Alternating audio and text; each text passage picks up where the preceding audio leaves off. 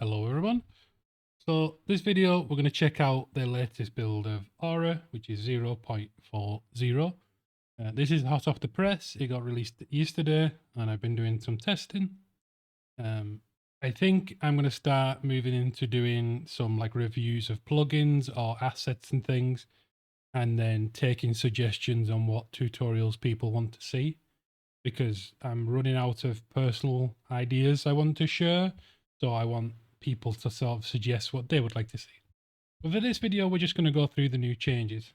So first thing is they've improved Aura, so it's now 300% faster, which is amazing. We now have 3 options to pick from. So we can have an ask, which is just very simple questions. We have analyze, which understands the code you're working with, and agentic or agentic. I think it's supposed to be like agent. You can create and edit assets with this. So the first thing for ask, we're just going to ask, list the most common used variable type in Unreal, and just that. We'll just simple. If you was coming into Unreal, you may ask this, like, oh, what are variables are used in Unreal? So based on my knowledge of 5.6, so here we go. We have a list now of the different variables that are used in Unreal, and then we've also got the C++ versions and the different property specifiers. But this hasn't checked the project, it just, based on its knowledge, it knows this. Now, the next one is the analyze. So this one is more about what is in the project. So we can say, tell me about my current project. And what this is going to do is it's going to actually check the project and tell you about the different structure and things. So this has been in all versions of Aura. This was basically the default thing. Anytime you ask a question, it would run through all this. But now we have like a quick way of just pinpoint asking questions. We don't require too much project information. We just want the basic.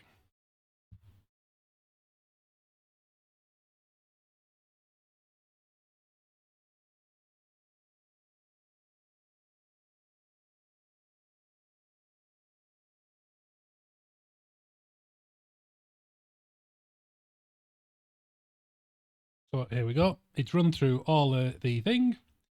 So it can tell us about the level, the environment, some gameplay elements, how the project is set up. We're using world partition, the data layers. So it's just a very simple thing. This is just a basic template that it's picked. So the next one is the Genic. This is the big one. This is like a really cool thing. So I'm going to say, create me a weapon base blueprint that has all the normally used variables, such as weapon name, let's see, clip size, damage, and etc. So let's do that. So this is in alpha at the moment. They do say that this can edit blueprints. So if you have like a character and it has a variable, you can ask Aura to update that. But currently it cannot set or add values of instanced UObject properties. That means that, for example, the default character, those values are hard coded in C++. So what I mean by that is if we open the blueprint here for the first person character, you have like character movement here, and these are set already, and it can't modify these yet. So if we look now, it's created everything. So we've got some core weapon stats, we've got ammunition, we've got combat mechanics, weapon behavior, state mechanics, asset references, and things like that. what we can do now as well in this new version is anything blue here, it means it's basically a link to the asset. So if I click on this, it's going to open the asset for us.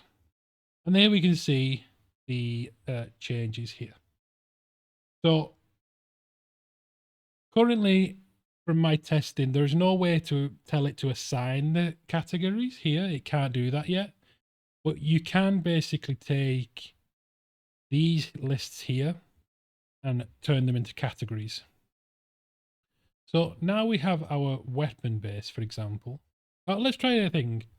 Let's try, how about adding extra stats like weight, condition, work, etc. to this. So we've asked it to create the blueprint, but now we're going to ask it to modify it. So it's going to add those additional stats. So it's going to add weight, condition, word, and other useful extended properties, as it says.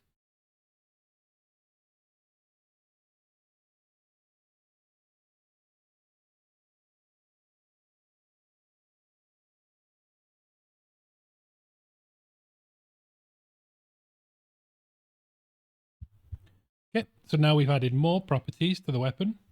These might have gone in a bit more detail than we would need, but here we go. We've got condition, maintenance and repair, economic values, reliability, so like jam chance, breakdown chance, how many times weapons been used, how many fired. So it's like for like weapons like Counter-Strike and stuff. Or like, here's an example like barrel wear, and then it explains how these will be used. So if we look now in the content drawer, and we have weapons and we have our base weapon. So here's all the different things it's added. So now what we can say is, okay, using this weapon base, create me 2 child actors. Let's try 3. Let's give it a challenge. 3 child actors. One will, and set the stats. Set the variables based on real life versions of the weapons. I want a 9mm pistol, AK-47, and a pump shotgun. Now you can tell I'm European because I know 3 guns, I think. A 9mm pistol, an AK, and a shotgun. So here we go. So it's going to create these now. So we're just going to let it do its thing.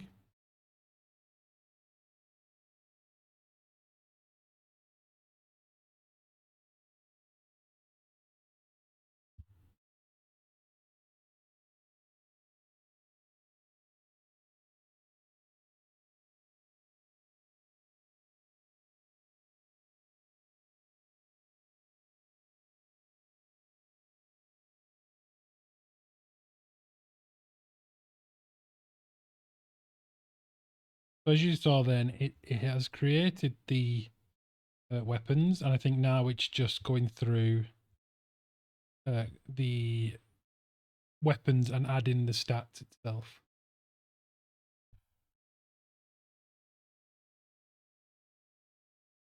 Or it's had an issue and it's recreating them. See? AK-48.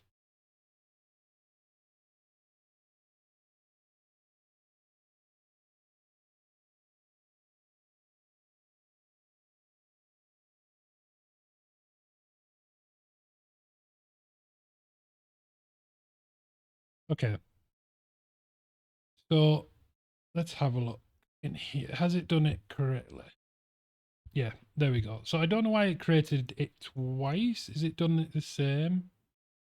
It hasn't. It's broken it. Okay. So I need to report this as a bug. But here we can see the pistol. Oops. So if we click on the class default, Glock 17, a reliable 9mm semi-automatic pistol with high accuracy and moderate stopping power. We got damage, clip size, max ammo, current ammo, reserve, fire rate, reload time, all that. And then if we look at things like the AK-47, a legendary Soviet assault rifle known for its reliability and devastating firepower. So then here we have clip size 30. It's gone through all of muzzle velocity. It's gone through an added weapon condition and can it be repaired, and set all these values, how much the weapon is worth, how much you can sell it for. So it's modified all of them to add the stats. So like, here we go. The shotgun, it's gave it a Remington 870. And then we've got 120 damage and things like that. So this really speeds up the like the time to prototype things, because you can create your weapon base and then ask this to, I want this weapon, I want this, I want this, and I want it to be either realistic or make it fantasy or whatever, and it will actually do it and put all the stats in. So it takes the time from like nothing to a prototype. It's basically instant. It's what, 20-30 seconds, which I think is amazing. So some other changes, some cosmetic ones. There is a better dark mode here compared to the previous one. And there's also light mode if you are crazy. Let's see the rest. There's also a mode called super mode, which basically Aura will think about things even more. If I go into ask a quick question, and then I can click on it and click super, and I can ask, let's see, list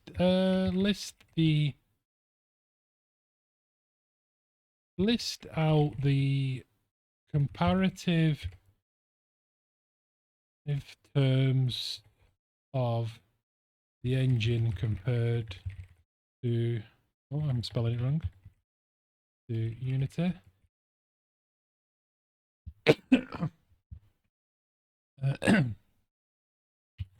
For example, game object versus actors.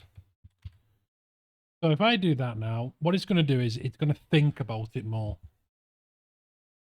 It's going to do a reasoning. So if I can click here, this is what Aura is now doing. Aura's thought about it, and this is its reasoning on why it's going to give this answer. Aura has basically said that I don't need to go online and look for any of this. I don't need to think too much. I don't need to use any tools. This is something I already know and can figure it out. What it's done now is, here we go, it's written out all the different objects in Unity and Unreal Engine, and then a description. So like in the Unity, they use component. In Unreal, it's called actor component. In Unity, they have prefabs, we have blueprints. Unity uses C#, we use C++ and blueprint. Hierarchy versus world outline, etc., etc. This is the type of thing that is really useful, because you want Aura to basically give a reason why it's given this.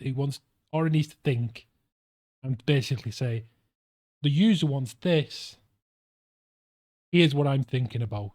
It doesn't just spit words out. It's like, okay, let's think about this before we give an answer, which I think is really real personally. Let's see what else we can do. So the other thing we can do is, for example, this shotgun, we can drag it up into Aura here. And we can say, if we put it into analyze mode, tell me about this blueprint. So because we put it up here, Aura is basically only looking at this now. Oh, I'm also in super mode still. So here's what Aura is thinking. This user has asked me to analyze the BP shotgun pump they have selected. So Aura is now thinking about this, and now it's going to analyze. And here we go. It is analyzed it, and it's basically gone through and is explaining how much or it's explaining what everything is and the reasoning behind it. So that, and it's saying it's a well configured shotgun. So Aura is basically patting itself on the back and saying, I did a very good job at picking this shot. Next, in the same vein as this, we can now right click an object, and here we can just say, tell me about this. And it will add it here. So I've just noticed a bug and I need to report that. Oops. So while this is generating, I'm just going to write this bug report. Right click, file.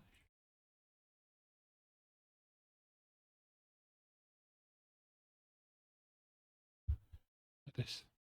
So now it's gone quite along through the reason. And because I've done 2 blueprints, it's going to go through and check them. And now it's basically made a list going. It's compared to 2, which is pretty nice. It's saying that the shotgun has 80 max ammo, the pistol has 170. So the pistol has 2 times more total ammo, which is pretty cool. So we can now visualize stuff in Aura. If I get rid of the shotgun, so can you create a, can you visualize an example of how I would set this weapon up? I'm also still got super mode on. So super mode basically takes a bit longer to respond, but the answers are better. So we're just going to let this go here. There we go. So Aura is generating this now. So here we go.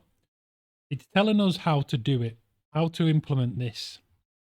And now it's saying, here's the logic. So I can open this. So when the player, oh my God, when the player presses fire, we are going to say, can we fire?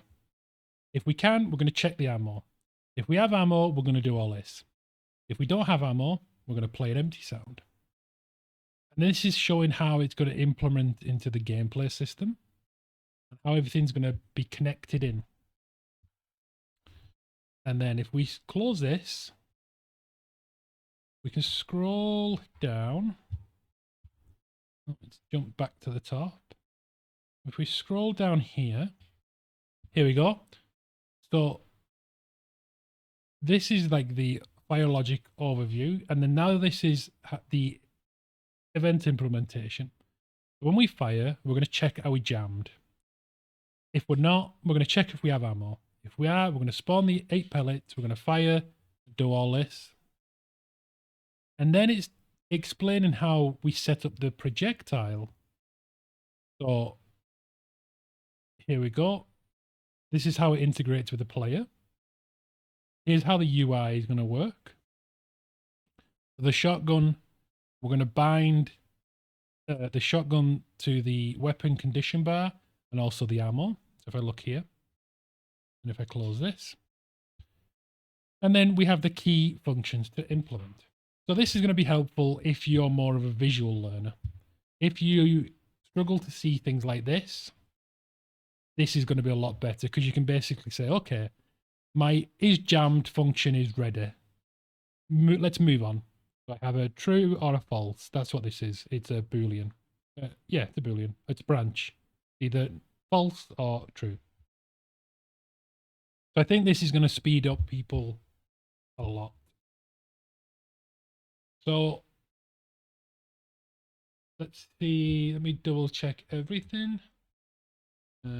The other thing is we can now use, there's a thing called the Aura model styler. And I need to actually pause the video because I haven't tried this bit yet, but I will be back instantly. So what I've done is I've just put some objects in the world. And we're going to grab these and we're going to say make this a stylable kit called blockout. And I wonder then if we can say assign them as follows. Cube would be a statue. The sphere would be a car. And the cylinder would be a tree. See if this will work.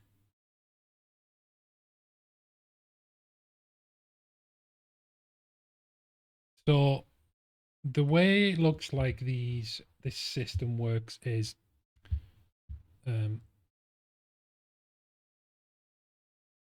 basically you will create these block out actors and then you'll assign them to a slot. And then when we generate models, we can generate a kit that will be based on these three items. So the cube will be a statue, the sphere will be a car, and the cylinder will be a tree. So if we see here, the cube can be replaced with any other statue, car, or tree. So now what we can do is we can say create 3 models in the futuristic cyberpunk theme. Right? So we can say a statue of a chibi anime raccoon. And then we can say assign that to the statue slot. 2. A cool looking taxi cab that is inspired by the British black cab. This, and then we can do this, assign to the car slot. And the final one, which will be a tree, a cool cyber punk, a cool tree that is made of metal. The tree also has a face. And then assign to the tree slot. So let's see what happens now. So we want Aura to generate 3 models. And then it will create a new set. And then what we should be able to do is click these and actually press one button and it will swap them all out. So it will take these and we can do like quick style. So what you could do is you could block out your level using these block out blocks. And then you could use Aura to generate some models. And then on the fly, you could test it out. You could say, would this area look good in Cyberpunk? Would it look good in like old English? Would it look good in modern American style? Would it look good as Wild West?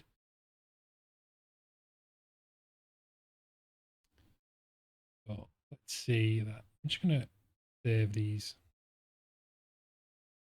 I'm just going to pause this here because the models sometimes take a little bit to generate depending how busy the service is. So one model's generated already, actually, the Cyberpunk Metal Tree. So let's let that load. And it's importing into the engine. So there's our Cyberpunk tree. I think it's done them all. Here's the raccoon statue.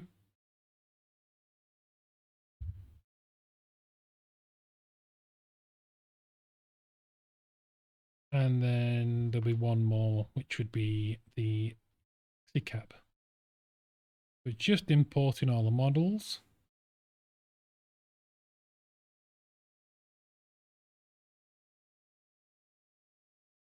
And then here comes the taxi cab.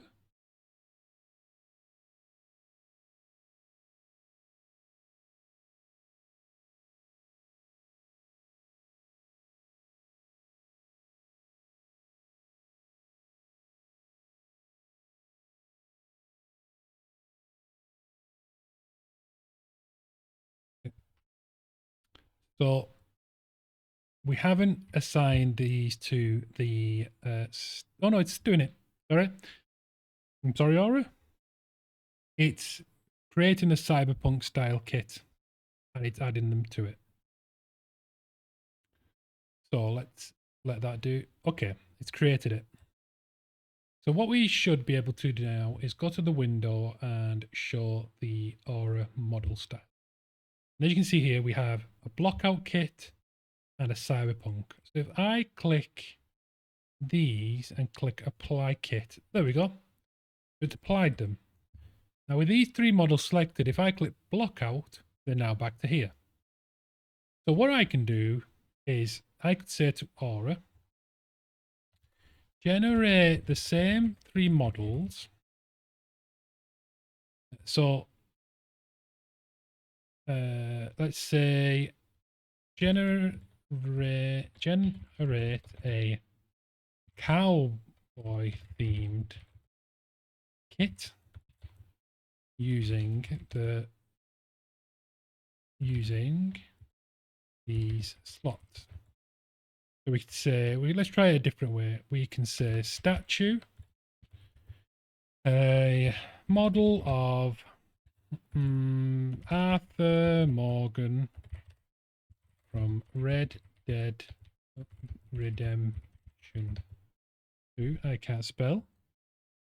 Redemption 2. The car, a horse-drawn buggy from the cowboy era. And then finally, we want the tree. So like a tree would be just a giant redwood tree that is 10 feet tall. So let's try that now. Also, that tree it made that with the face looks very creepy, like an alien, and it's created an okay looking black cab.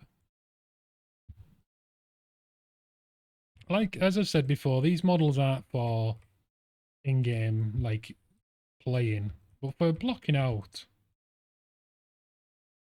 they do a pretty good job. So it's going to generate these models. So I will actually pause this now. You can see the timer in the bottom here. If you're curious how long it takes. So there we go. So a couple of minutes. It's just now creating the cowboy kit and it's adding these models it's created. So as you can see here, we've got like a big redwood looking thing. It puts them all at the origin of the map, which is 0, 0. So let me just clear this up and get rid of these. So here we go. We have the buggy and the statue of Arthur Morgan has generated three versions of him, just at slightly different angles. So that's something. So now what we can do is we can either, if I'm reading the instructions correctly, we can either go into the model styler and then assign it, or I think if I say apply the, what did I call a kit? You have 3 cowboy kit. If I click that, or type that, is it going to just change these? I'll apply the cowboy kit. Oh, let's see. These should change. Looks like there's no stylable levels in the actor. Okay, it's now found them. And is it going to do it? It seems the system is trying to apply, but the may not be selected. Okay, I don't have any selected. Would it be that? Probably should have selected them first. That would make sense. But maybe try selecting them. And then asking it again. Apply cowboy kit. Oh, have I broken it? No. There we go. There we go. So now it's replaced the actors that were in with those. So I could click these and say apply cyberpunk kit. And then it should change these to the cyberpunk kit. Yep. Like I said, you can do that, or you can just click here and say blockout kit, cowboy kit, or cyberpunk kit. So that's really handy for just like quickly swapping over different kits. Let me check if there's anything else added. So Aura can now search the web. Aura can now have a basic understanding of Niagara. There's increased security. Project memory is back. So the early versions, it would keep basically a memory of your project, and it got removed last update for issues, and now it's back. What that means is Aura will understand your project, and if you ask it a question, it doesn't need to think about it. It sort of knows already what your project is, and it can work from there. Next, the other big thing that got added that was requested is the ability to have Aura in different languages. So if I open a new chat and we can go into the settings here, I can click settings and I can come into custom instructions. I enable this and I say speak like a pirate. Yeah. Oh, let's do a real version. So I could say speak only in Japanese. And then I create a new and say, hello, what is Aura? And I'm going to turn this into quick mode. So let's see. There we go. Aura is now only responding in Japanese. And I'm assuming it's correct, but I don't speak Japanese. So let's now do a language I can understand. Speak only in Finnish. Let's give it a challenge. Tell me about Aura. So now it's going to write in Finnish. So it's basically saying what it can do. So we can get code examples and web search. It's just saying the like it can understand C++, it can plan blueprints, it knows shaders, it can do render outputs, it can help with animations and physics and sound and things like that. And it's telling about the project. So it's Unreal Engine 5, first person project. And then we have 3 stylable objects and then and it can help with Unreal Engine. You just need to ask it questions. What would you like to know or do with your project? And then one final test. Let's say speak only like you are pirate. Tell me about Aura. So let's see what happens now. There we go. It's now telling you about Aura in pirate. And it's even role playing by adjusting its eye patch and grinning, which is rather funny. But this is all the main things that have been added. The things like model style tools are in preview, so they're not fully ready yet.